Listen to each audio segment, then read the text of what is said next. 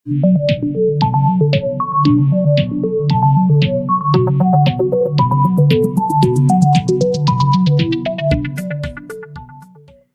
Students, concepts of physics में आपका स्वागत है।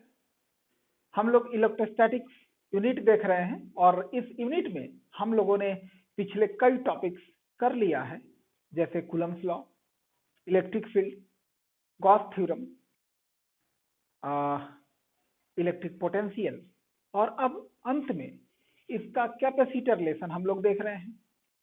कैपेसिटर लेसन में कल हम लोगों ने कैपेसिटर और कैपेसिटेंस को कुछ समझा था।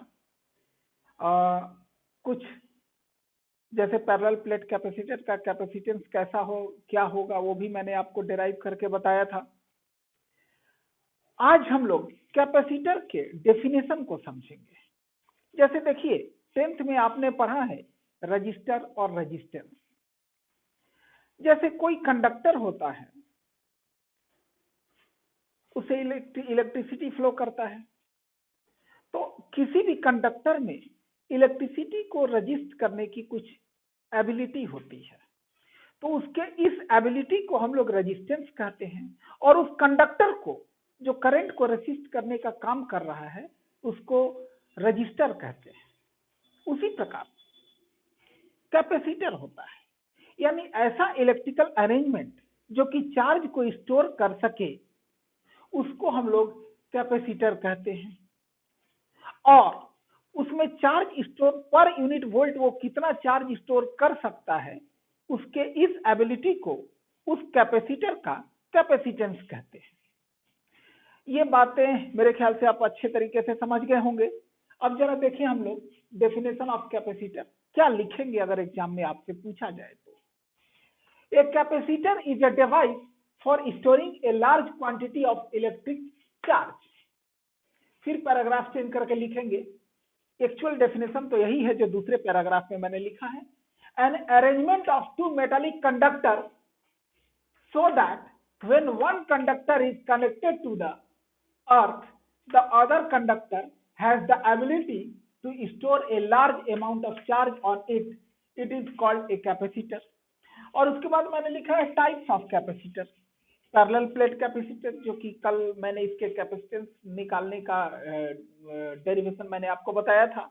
फिर स्फेरिकल कैपेसिटर है और सिलेंड्रिकल कैपेसिटर है। हालांकि सीबीएसई सिलेबस में स्फेरिकल कैपेसिटर और सिलेंड्रिकल कैपेसिटर का डेरिवेशन अब नहीं है, काफी सालों से। अभी हमें सिर्फ पैरेलल प्लेट कैपेसिटर ही पढ़ना है। तो लेकिन फिर भी मैं कुछ आइडिया आपको इसका दे दूंगा। तो इसके बाद हम लोग अगला टॉपिक करेंगे, इसको आप नोट कर लें।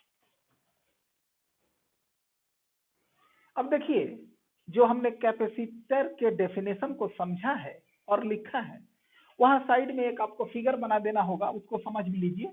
इससे आपको डेफिनेशन और क्लियर हो जाएगा कि जैसे ये मान लीजिए पैरेलल प्लेट कैपेसिटर के दो प्लेट्स हैं और एक प्लेट को आप पॉजिटिव चार्ज दे देते हैं,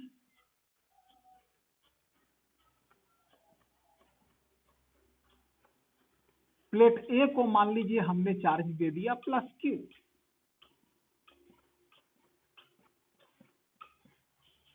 +Q चार्ज दिया, तो इसके दोनों फेस पे +Q चार्ज आ जाएगा। अब ड्यू टू इंडक्शन, ये जो मतलब यूं कहिए कि इस कैपेसिटर के इस प्लेट ए पर +Q चार्ज आ गया, तो अब जो दूसरा प्लेट बी है, इसको हमने कोई चार्ज नहीं दिया है। तो ड्यू टू इंडक्शन, इंडक्शन मैंने आपको पहले बताया था, ड्यू टू इंडक्शन इस प्लेट बी का जो फेस प्लेट ए के ओर है, उस पर अपोजिट चार्ज इंड्यूस हो जाएगा माइनस, और इसके दूसरे साइड में पॉजिटिव इंड्यूस हो जाएगा।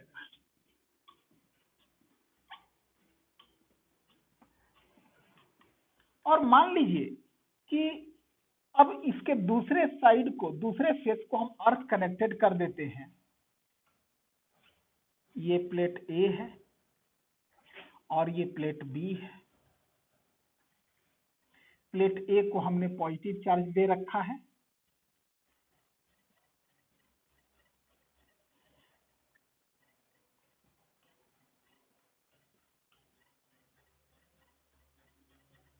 प्लस क्यू, और प्लेट बी के एक फेस पर माइनस क्यू चार्ज है और एक फेस पर प्लस क्यू चार्ज है। तो अब यहां देखिए क्या होगा, अगर इसका दूसरा फेस जिस पर प्लस क्यू चार्ज इंड्यूस हुआ है उसको हम अर्थ कनेक्टेड कर दें, तो ये plus charge due to earthing खत्म हो जाएगा। कैसे? तो अर्थ का काम ही यही है कि नेगेटिव चार्ज अगर इंड्यूस हो तो उसके इलेक्ट्रॉन वो ले लेता है और उसका नेगेटिव चार्ज समाप्त हो जाता है, और अगर पॉजिटिव चार्ज है तो अर्थ उस पर इलेक्ट्रॉन सप्लाई कर देता है और अगेन ये फेस जीरो हो जाएगा, और ऐसी स्थिति में ये दूसरा प्लेट परमानेंटली माइनस क्यू हो जाएगा, और इस प्रकार दो प्लेट अपोजिटली चार्ज हो जाएंगे और ये एक चार्ज कैपेसिटर कहलाएगा। अब हम लोग अभी के टॉपिक पर पहुंचते हैं। तो अब हमारा टॉपिक है capacitance of A parallel plate capacitor, जो कि कल हमने देखा था, और इसका कैपेसिटेंस कल हम लोगों ने लाया था C is equal to A epsilon not upon D. D जो है दोनों प्लेट के बीच का स्पेस होता है।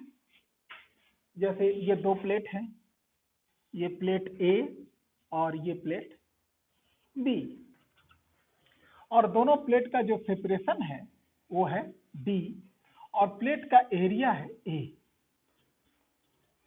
एरिया। तो इसका कैपेसिटेंस, अगर इसके गैप, ये दोनों प्लेट्स के बीच में जो स्पेस है, या तो वैक्यूम हो या ये एयर हो, तो ये एप्सिलॉन नॉट अपॉन डी, और कोई मीडियम हो तो एप्सिलॉन नॉट के साथ उस मीडियम का डाइलेक्ट्रिक कांस्टेंट यानी रिलेटिव परमिटिविटी भी मल्टीप्लाई हो जाता है। तो ये तो हमने कल देखा था। आज इसी टॉपिक में एक केस 1 है कि when a conducting slab is partially field between the plates, यानी कि इसके प्लेट्स के बीच में एक कंडक्टिंग स्लैब डाल दिया, एक कंडक्टर डाल दिया थिक, और इस कंडक्टर का थिकनेस जो है T है। तो अब देखिए, इस एक प्लेट को मान लीजिए कि हमने पॉजिटिव चार्ज किया प्लस क्यू, और दूसरा प्लेट जैसे कैपेसिटर को चार्ज करते हैं, अर्थ कनेक्टेड कर देने के बाद दूसरा प्लेट पर चार्ज हो गया माइनस क्यू।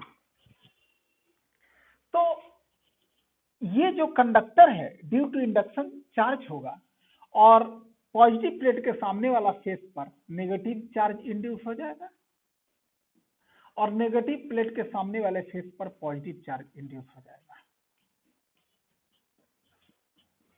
यहाँ माइनस क्यू और यहाँ प्लस क्यू, और प्लस से माइनस के बीच में इलेक्ट्रिक फील्ड हम लोग जानते ही हैं कि ये इलेक्ट्रिक फील्ड कितना होता है, E is equal to sigma upon epsilon not. इसको, इस इलेक्ट्रिक फील्ड को हमने E नॉट से डिनोट कर दिया है, और यहाँ भी प्लस से माइनस के बीच में इलेक्ट्रिक फील्ड, चूंकि ये भी प्लस क्यू माइनस क्यू है, ये भी प्लस क्यू माइनस क्यू है, तो यहाँ भी इलेक्ट्रिक फील्ड उतना ही हो जाएगा।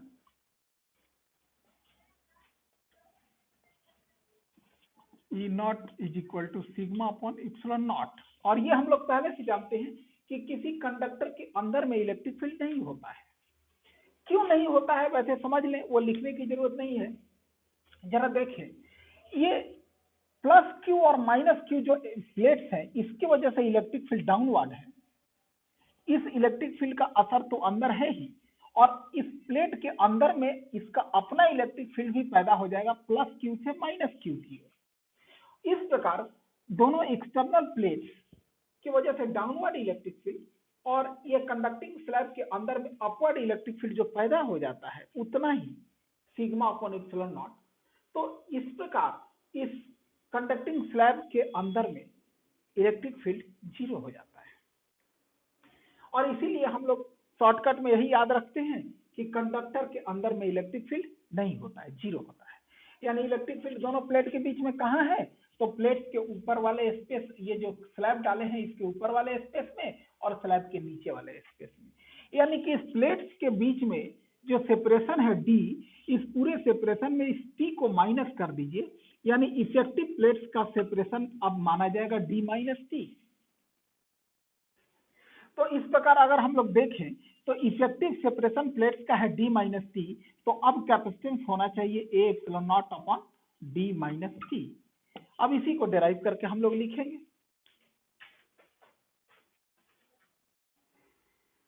अब देखिए लिखेंगे कैसे कि let us consider a parallel plate capacitor of plates area A and separation between the plate is D.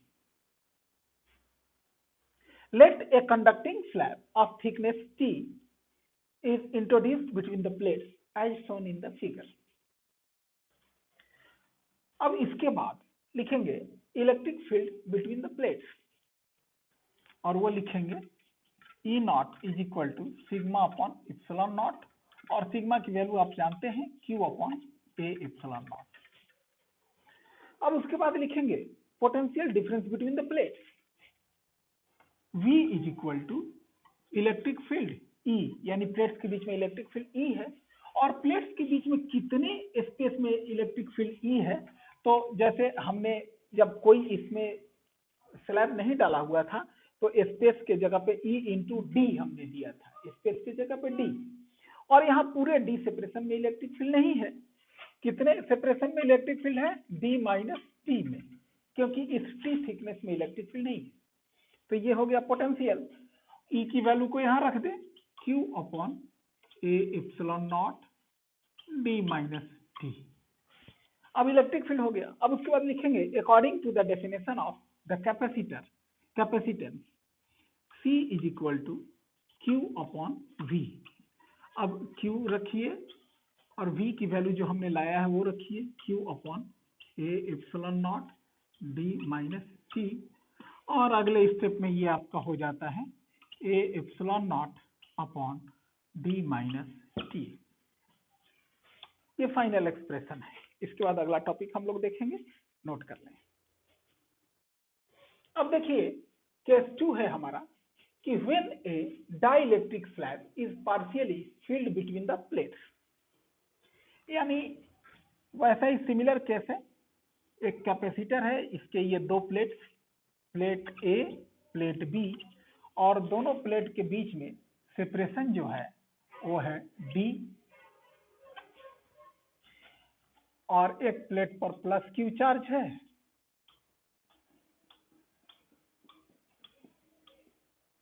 Plus Q, और दूसरे प्लेट पर माइनस क्यू चार्ज है minus Q.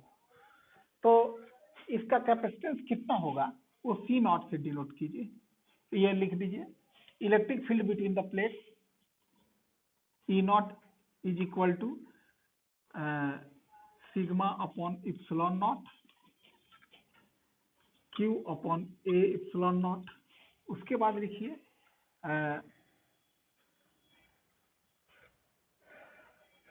Capacitance of the parallel plate capacitor, capacitance of the parallel plate, capacitance of the parallel plate capacitor, वो C not is equal to A epsilon not upon D, हम लोग ये जानते हैं। अब यहाँ लिखेंगे कि पहले तो शुरुआत से देख लें कैसे लिखेंगे इस टॉपिक को भी। वो ऐसे लिखेंगे कि let us consider a parallel plate capacitor of plates area A and D is the separation between them. If the capacitor is charged by plus Q, then the electric field between the plates E naught is equal to sigma upon epsilon naught is equal to Q upon A epsilon naught. अब उसके बाद लिखेंगे capacitance of the parallel plate capacitor C naught is equal to epsilon naught upon D. अब इसके बाद लिखेंगे now a conducting now a dielectric slab of thickness T is introduced between the plates as shown in the figure. यानी इस figure में अब आप दिखा देंगे, फिगर एक ही बार बनाएंगे, 2 बार बनाने की जरूरत नहीं है। ये डाइलेक्ट्रिक स्लैब हमने डाल दिया, तो डाइलेक्ट्रिक स्लैब डाल दिया तो इसमें क्या होगा कि पॉजिटिव प्लेट के सामने यहाँ नेगेटिव इंड्यूस होगा, लेकिन ये नेगेटिव उतना स्ट्रांग नहीं होगा जितना कि ये पॉजिटिव है, और यहाँ पर पॉजिटिव इंड्यूस होगा लेकिन ये पॉजिटिव उतना स्ट्रांग नहीं होगा जितना कि ये नेगेटिव है। तो इसमें क्या होगा कि दोनों प्लेट्स के बीच में जहां डाइलेक्ट्रिक नहीं है वहां इलेक्ट्रिक फील्ड आपका हो जाएगा उतना ही रहेगा जितना था, यानी ये इलेक्ट्रिक फील्ड कितना होगा ई नॉट, जिसका वैल्यू हमने लिख रखा है। यहां भी इलेक्ट्रिक फील्ड रहेगा ई नॉट,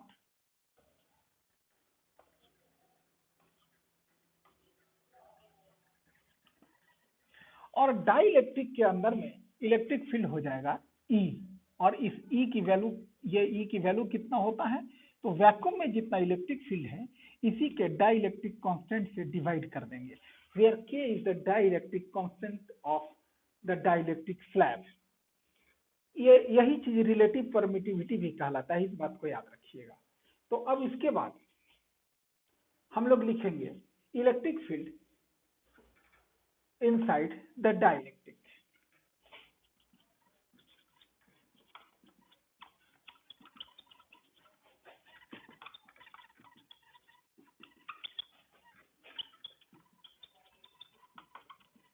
डाइलेक्ट्रिक के अंदर इलेक्ट्रिक फील्ड कितना है, E is equal to E not upon K. अब देखिए, अब करेंगे now the potential difference between the plates.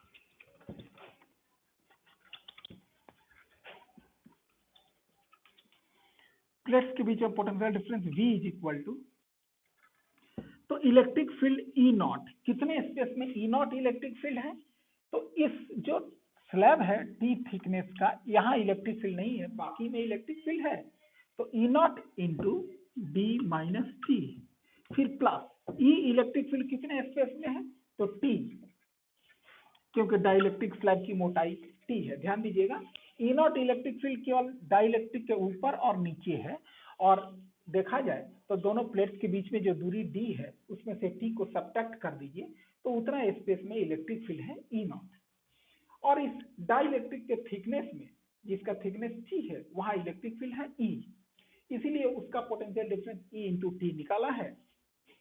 तो दोनों प्लेट्स का total potential V is equal to इन दोनों का सम हो जाएगा। अब उसके बाद देखिए, तो इसमें से अब हम लोग इसको सॉल्व कर देते हैं थोड़ा। E के जगह पे हम लोग वैल्यू बैठा देंगे E naught into E naught by K. अब इन दोनों रिलेशन में से ई नॉट कॉमन ले लें, D minus T plus T upon के। शायद आप क्लियर देख पा रहे होंगे, ई नॉट कॉमन लेने के बाद बच गया ब्रैकेट में D minus T plus T upon K. अब इस ई के जगह पर, ई नॉट के जगह पर हम लोग ई नॉट की वैल्यू डाल देते हैं। ई नॉट की वैल्यू कितना है जी, Q upon A epsilon naught, Q upon A epsilon not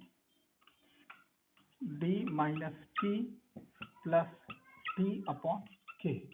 ध्यान दीजिए मैंने क्या लिखा है, Q upon A epsilon not D minus T plus T upon K. अब देखिए तो potential difference between the plates आ गया। अब लिखेंगे according to the definition of capacitance, the capacitance of the plate parallel plate capacitor is given by C is equal to Q by V, Q by V, और V की value को बैठा देते हैं, Q upon A epsilon not D minus T plus T upon K. यहाँ जहां के का पहली बार इस्तेमाल किए हैं वहां बता देंगे वेयर के is the dielectric constant of the slab. अब देखिए क्यू क्यू कैंसिल आउट हो जाएगा और फाइनल एक्सप्रेशन हमारा बचता है ए epsilon not upon D minus T plus T upon के। ये हो गया हमारा फाइनल एक्सप्रेशन। अब लास्ट में एक चीज और करना है, इतना पहले आप ध्यान पूर्वक नोट कर लें, फिर एक चीज मैं आपको और बताता हूं। अब देखिए, अभी तो प्लेट्स के बीच में हमने जो डाइलेक्ट्रिक डाला है उसका थिकनेस टी है। अब यहां लिखेंगे when the space between the plates is filled by the dielectric, when the space between the plates is filled by the dielectric, यानी कि पूरा स्पेस फिल कर दिया जाएगा। तो ब्रैकेट में लिख दीजिए T is equal to D, यानी कि डाइलेक्ट्रिक का थिकनेस जो है प्लेट्स के बीच में जितना स्पेस है डी उसके बराबर हो जाए। तो देन अब कैपेसिटेंस क्या हो जाएगा, तो यहाँ ध्यान दीजिए टी के जगह पर भी डी का इस्तेमाल कर लेंगे हम लोग, ए epsilon not upon D minus D plus D upon के। और इसको जब आप सॉल्व करेंगे तो ये आ जाएगा ए epsilon not upon D into के। जैसा कि मैंने कल भी आपको बताया था कि एक प्लेट के बीच में अगर कोई डाइलेक्ट्रिक ना हो, मीडियम वैक्यूम या एयर हो, तो उसका capacitance A epsilon not upon D. और अगर इसमें कोई मीडियम फिल कर दिया जाए तो उसके रिलेटिव परमिटिविटी या यूं कहिए डाइलेक्ट्रिक कांस्टेंट से सिर्फ मल्टीप्लाई हो जाता है। यानी इस रिलेशन से भी ये रिलेशन हमारा आ गया, जो कि हमारे रिलेशन के सत्य होने को प्रमाणित कर रहा है। धन्यवाद, आज कितना ही।